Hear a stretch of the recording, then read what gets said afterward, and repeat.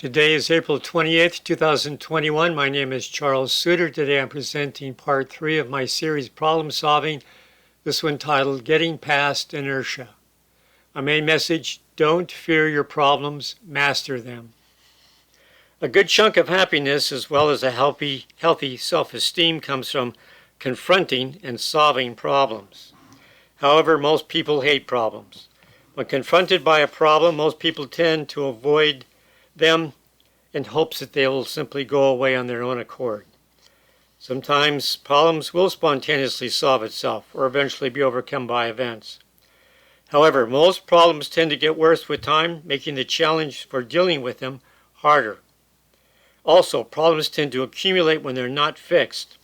No one wants to divert time away from the pursuit of their own goals to fix a problem. But life is messy, and often bad things happen to both the righteous and the wicked alike.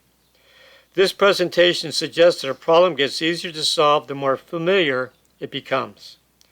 Most problems will reveal how to solve it if you simply spend the time and effort to get to know its intricacies. A well-understood problem becomes much easier to solve.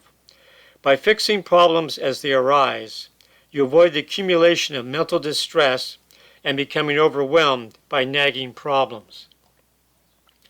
Proposition 1. You get to know a problem by confronting it. Never deny the potential existence of a problem just because you don't like it. Investigate potential problems for at least 5 minutes asking some preliminary what questions. Write down your answers and also give the problem a name. Rather than denying a problem, the best recourse is to find out for sure if you actually have a problem by investigating and asking explorative what questions that will allow you to find the answers. Some common explorative what questions are these. Number 1, what is and what is not the problem? Here you're seeking the scope and boundaries of the problem. 2, what form does the problem take? Where and when does a problem occur or manifest itself? 3. What are the undesirable symptoms that identifies itself as a problem? And 4. What might be causing the known symptoms? Repeat the question, what is causing the cause, until you come to a root cause where you simply cannot answer the question again. Proposition 2. You get to know a problem by studying it.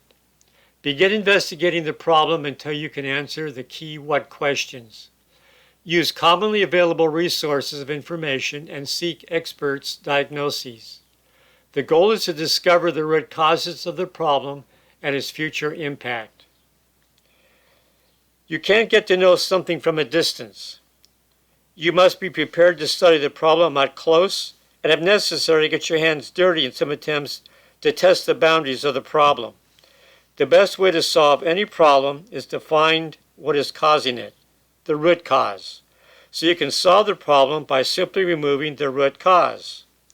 Quick solutions to small, irritating problems are often the best solution. So you need not spend an inordinate amount of time seeking an optimal solution.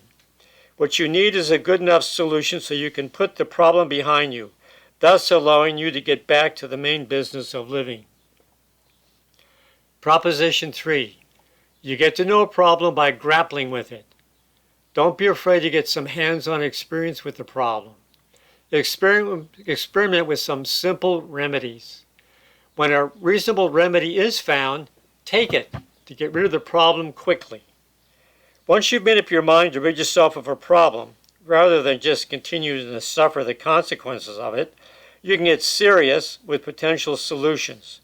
By wrestling with the problem, you learn how strong it is and often some key information such as the root cause that allows you to find effective solutions. Always be seeking the root cause of any problem if it is not evident. Problems aren't purposely there to divert your focus away from your life goals, but simply just a part of the messiness of life. The sooner you get to work on a solution, remove the root cause, either by yourself or by hiring an expert, the sooner you can get your life back on track, relieved of any accumulated stress and worry, the better.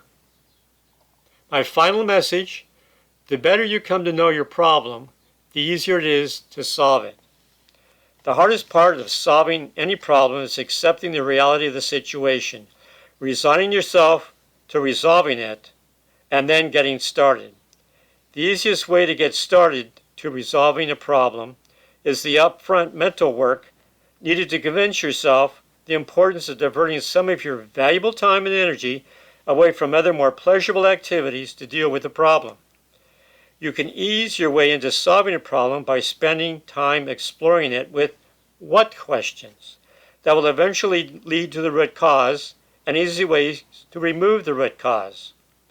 Once you get your head in the game, giving up the pretense the problem is not real, it will go away by itself, or you can live with it, the sooner you can get serious attention to finding a physical solution to end the inertial of resisting the inevitable need to solve the persistent problem. In the end, solving the problem begins with confronting reality and accepting the fact of the problem's existence, exploring the problem to understand it, and finally grappling with a hands-on approach to find out exactly what it takes to solve the problem once and for all. That's all for now. Remember to stay positive. You'll be happier, healthier, and live longer.